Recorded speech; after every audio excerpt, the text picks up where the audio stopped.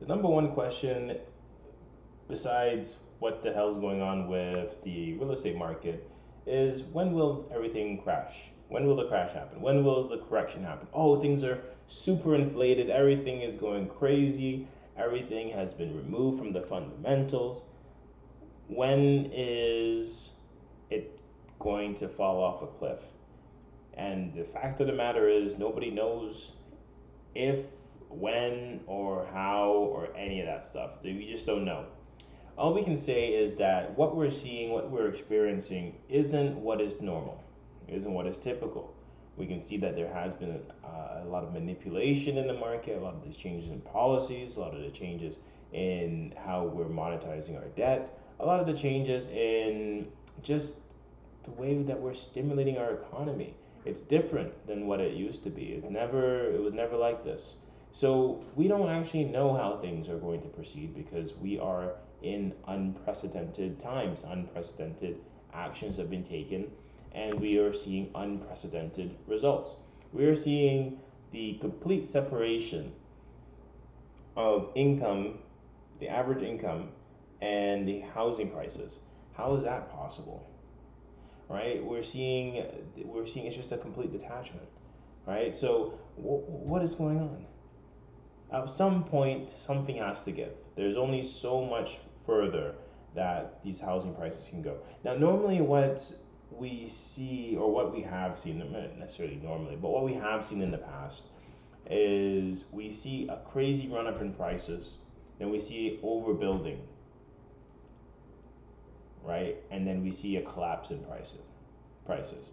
And I don't think there is anything to indicate that there has been a lot of supply coming onto the market. I think they've been very constrained in terms of development.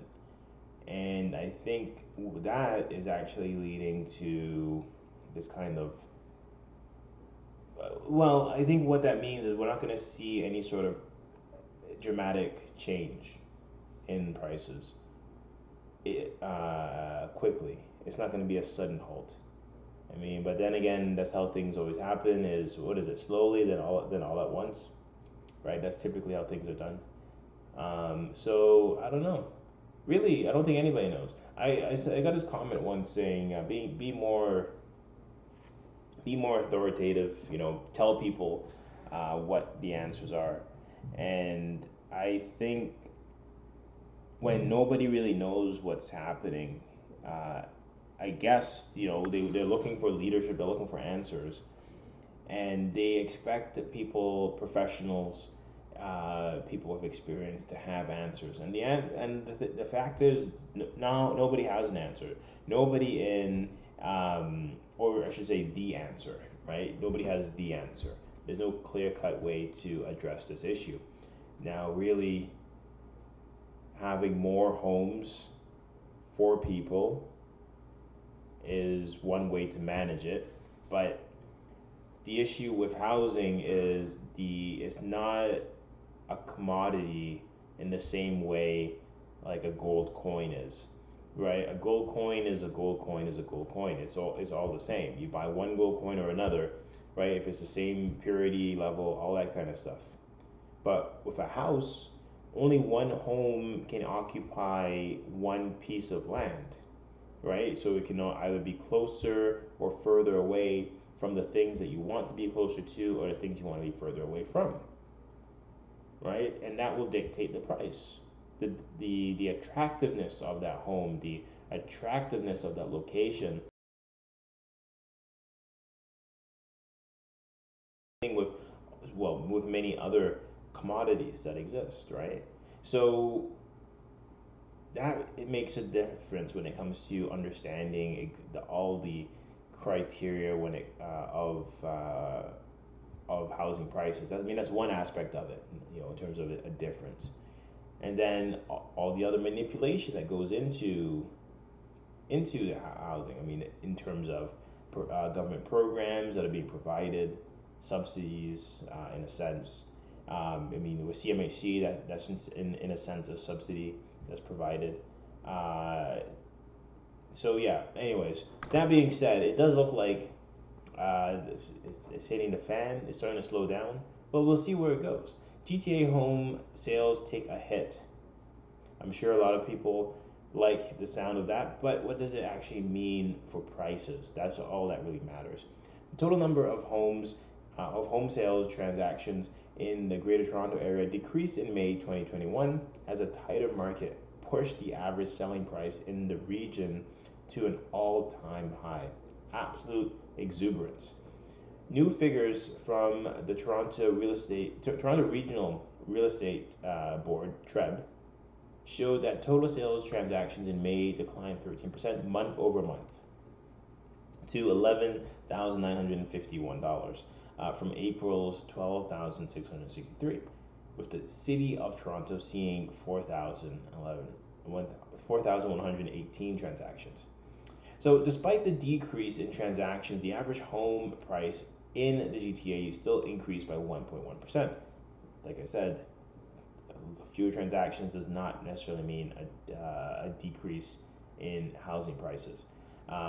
In May 2021, to a record of $1,061,987, the City of Toronto recorded the highest average price last month, while the rest of the GTA saw the average price. Crazy. What a time. Anyways, John DeMichel, chief executive officer of TREB, blamed long-standing supply issues for a tighter market. The housing supply shortage in Ontario has been well documented. Policymakers at all levels have acknowledged that supply is an issue. It is important to understand that dealing with this issue will be important for not only ensuring long-term housing affordability, but also the economic competitiveness of the greater Golden Horseshoe. People and businesses are more likely to locate in regions that have ample supply of affordable home ownership and rental options. You would honestly, I don't really understand why there really isn't that much response by our policymakers. I don't think it's necessarily that complicated. We just take a look at other regions, other places, other countries that have faced similar issues with regards to housing, right? And then we just kind of mimic it. And I guess there's some Canadian adaptations we have to add to it because of the specific. Well, we have a different culture. What we would see as allowable would be different, right? What we see as tasteful would be different, right?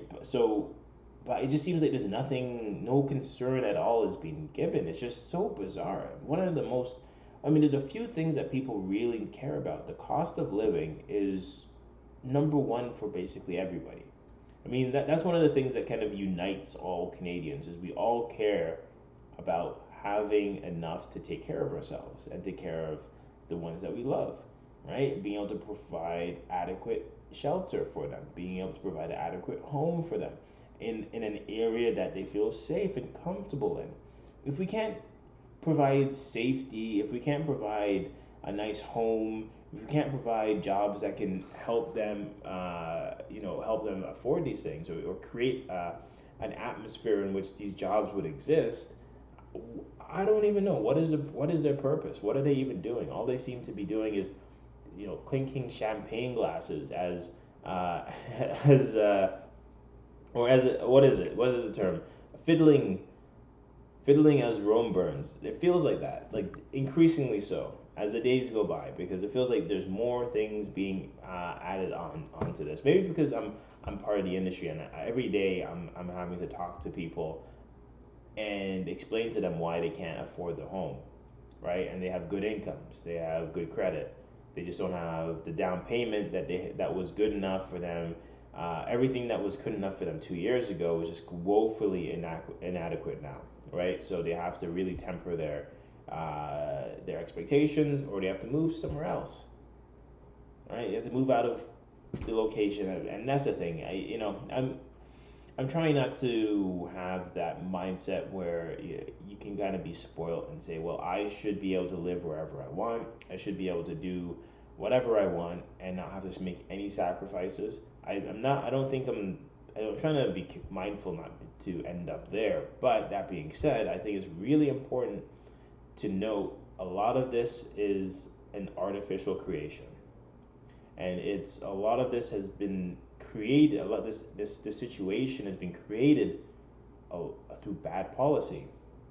A lot of bad policy, incompetence, negligence, just straight up ignoring all of the signs. This isn't the creation of the last 2 years. This is the creation of many years, right? Of policy failures on every single level, right? On the municipal level, on the provincial level, on a federal level. It's it really is heartbreaking to watch this. And maybe it's not the biggest issue in the world. Maybe not to some, but there are families there are people that they've worked very hard, and all they want to do, they've done all the right things, and they just want to be able to have something for themselves and for their families, and they're being denied that opportunity, right? Because we have poor city planning, we have just poor policy creation, right? They're just, I mean, there was what the that first time home buyers incentive. I mean, there's just all these departments and new programs that are created that are just flops. And it's like, well, what was the purpose of even spent? Like, you spent all this time to make it, and nobody wants it. Well, maybe even before you do something, figure out if people even want to use it. Figure out the utility of it before you spend, I'm sure, millions of dollars creating the bloody thing. Doesn't make any sense. Anyways, this wasn't supposed to be a rant, but my gosh, it really is just disheartening. It really is just disheartening. And then every time you hear some sort of announcement about what the solution is going to be, the solution makes literally no sense. It's just this, just absolutely ridiculous. I mean, what they've ended up doing is kind of pitting one generation against another. I mean, it's beneficial for certain groups, age groups, to have increasing equity. How do you get that? By prices going up higher. How does that happen? Well, you can do that through constraining supply. You can do that by encouraging flows of money into certain areas, right? Not being very scrutinizing of how those funds come in. Anyways, or how they get used for a purchase, right? Anyways, this is just they've made an absolute mockery of this country, put it that way, and it's just disheartening. People come here from all over the world, right? I'm an immigrant. Everybody comes here from all over the world, and they come here because there's this idea, there's promise of being able to be safe. There's a nice start, and for the most part, all these things are still true, right? But there just seems to be there's something that's running away. There's something that's starting to escape a lot of Canadians, and there seems to be no response. There seems to be apathy, and it's just it's unacceptable. And I'm just gonna leave it on that note. But I don't know. Maybe something more cheery. You would think that this would have been a more cheery topic. GTA home sales take a hit, but it wasn't. All right. Let me know what your thoughts are. I want to know what you think about this environment that we're in. Are you hopeful? Do you think do you think we're gonna see a correction? Are you hopeful for a correction? Do you want to see a correction? Are you against seeing a correction? Let me know what your thoughts are.